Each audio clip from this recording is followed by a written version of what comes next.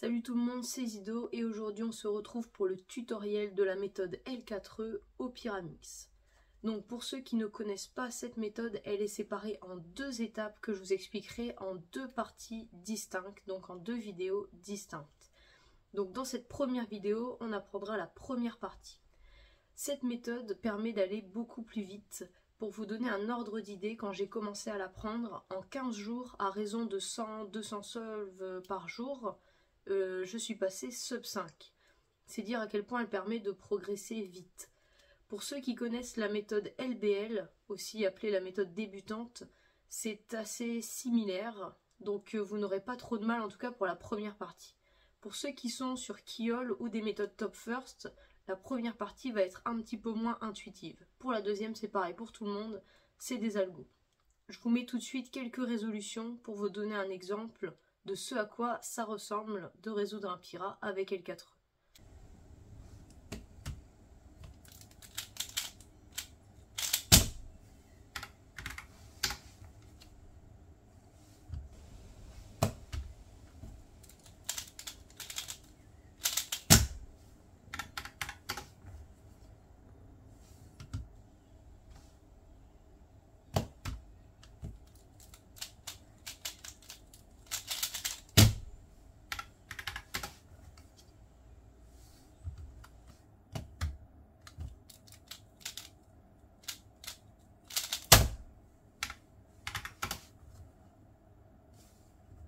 Donc voilà ce que vous pourrez faire quand vous maîtriserez cette méthode. Maintenant on passe tout de suite au tuto, c'est parti. Donc on se retrouve maintenant pour la première partie, donc le V. Déjà il faut savoir que moi personnellement, je résous tous mes tips avant de commencer. Ça veut dire que dans n'importe quel mélange, peu importe ce que j'ai, je vais commencer par faire tous mes tips. Hop, hop, hop. Et ensuite je démarre. C'est pas forcément ce qui est recommandé. Mais moi c'est ce que je fais, donc voilà, je vous donne ma façon de voir les choses. Je préfère les faire tous avant, mais après chacun fait comme il veut. Ça c'était une parenthèse, maintenant on passe au V à proprement parler. Donc je vous mets le mélange affiché à l'écran. Donc il y a trois types de départ pour un V. Premier type, c'est quand on a deux blocs, je m'explique. Par exemple là on va regarder pour faire la face bleue. Parce que évidemment je ne l'ai pas dit, mais il faut être couleur neutrale au Pyramix, c'est vraiment très important. Donc là j'ai un bloc avec du bleu, et ici j'ai un autre bloc avec du bleu. Donc bon moi déjà hop hop je fais mes tips au début. Donc ce que je vais essayer de faire, c'est de résoudre ce V en préservant ces deux blocs. Comment faire? Si je me positionne de cette façon, là j'ai une vue d'ensemble sur mes trois blocs, donc regardez. Si par exemple je place ce bloc-là en premier, je vais casser l'autre, donc ça ne va pas. Si je place ce bloc-là en premier, et ensuite celui-là, je vais encore une fois casser mon bloc. Ce qu'il faut faire, c'est savoir préserver les blocs avec le bon ordre. C'est-à-dire que là, l'ordre dans lequel il faut placer les blocs pour ne pas les casser, c'est celui-ci. Je mets d'abord ce bloc-là, enfin lui il n'y a rien, donc c'est pas un bloc, mais je mets celui-là. Je place ce bloc-là. Puis ce bloc là, et là vous voyez que mon V est fait et je n'ai rien cassé. Donc ça c'est vraiment très important et c'est aussi très intuitif, il faut savoir préserver les blocs. Donc je vous remontre, du coup on est sur la face bleue, si je prends un autre angle, par exemple je me mets comme ça, je vous donne cet exemple, attendez ou plutôt ouais, voilà comme ça. Donc je vous donne cet exemple parce que dans cette position là ça va me permettre de ne faire aucune rotation pour ensuite faire ma L4E. Regardez, je reprends mon ordre. Donc d'abord le bloc où il n'y a rien, ensuite celui-là, et ensuite celui-là. Et là j'ai rien cassé. Et vous voyez que directement, je suis dans la bonne position pour enchaîner avec mon K. Voilà, donc ça c'était l'exemple où j'ai deux blocs. C'est tout simplement trouver le bon ordre pour ne casser aucun des deux blocs. On va prendre un deuxième mélange pour le deuxième exemple. Donc le mélange, je vous le mets à l'écran.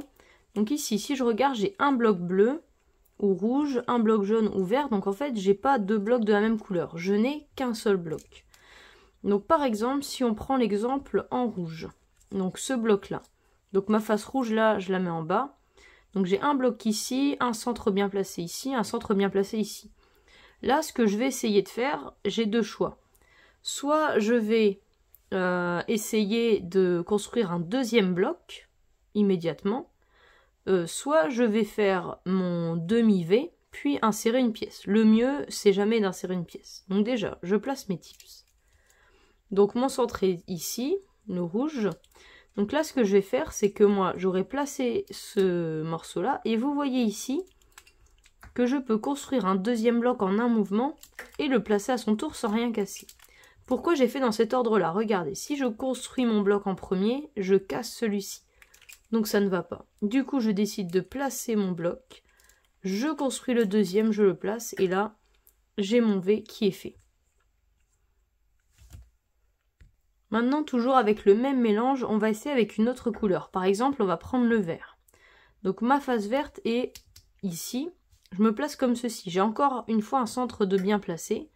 J'ai mon bloc là et mon bout ici. Vous voyez bien que là, je ne peux pas construire à première vue un morceau en un mouvement.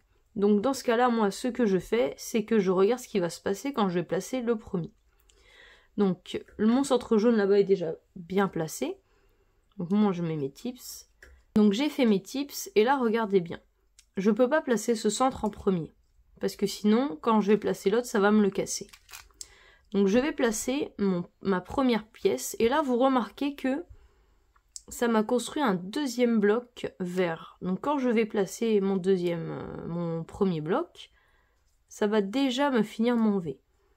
Donc tout ça pour vous dire qu'en fait, quand vous avez qu'un seul bloc, il faut regarder ce qui va se passer quand vous le placez pour repérer un moyen d'en construire un deuxième. Donc, soit il y a cette solution, soit il y a aussi la solution de faire votre demi-V et d'insérer une pièce comme ceci, comme dans la méthode débutante, pour le terminer, peu importe. Maintenant, regardons le dernier cas entre guillemets, mais je vous en montrerai encore un autre après.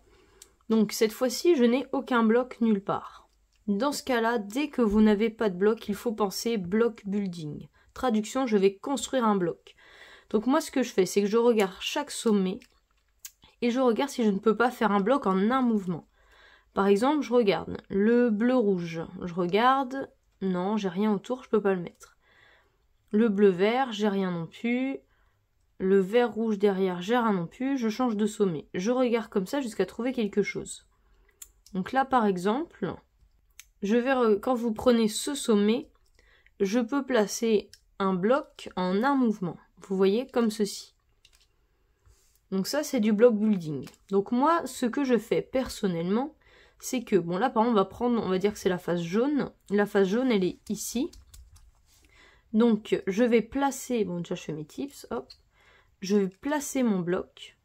Ok. Moi, j'essaye toujours de le faire au-dessus, entre guillemets. Donc, en faisant un mouvement U ou U'.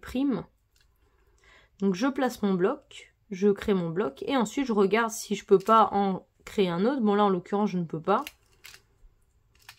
Ouais non je peux pas. Donc je fais ça, je place mes centres et je place mon bloc. Et ensuite, bon là ça m'a créé mon V sans faire exprès, mais sinon j'aurais inséré une pièce. Mais tout ça pour vous dire qu'il faut penser block building. J'essaye de construire un bloc en un mouvement. Voilà. Et maintenant, je vais vous montrer le dernier exemple de V. Donc encore une fois, je vous mets le mélange à l'écran, je fais mes tips. Et là, vous voyez qu'en fait, c'est un mélange où tous les centres sont placés. Vous allez dire, oh, c'est super, j'ai quasiment rien à faire. Non, quand il y a tous les centres, c'est rarement des bons mélanges. Bon, là, dans ce cas-là, je regarde, j'ai déjà une ligne de fait, donc j'ai plus qu'une pièce à placer pour finir mon V. On va prendre en jaune. Donc là, j'ai une pièce qui est flip sur elle-même. Je ne vais pas y toucher parce que sinon, je vais devoir la sortir et la réinsérer dans le bon sens. C'est trop long. Par contre, si je regarde ici, mon jaune-rouge, j'ai juste à insérer ma pièce. Donc je la mets ici et comme dans la méthode débutante, hop, hop et hop. Et là, mon V est terminé. J'ai plus qu'à faire ma rotation et à terminer.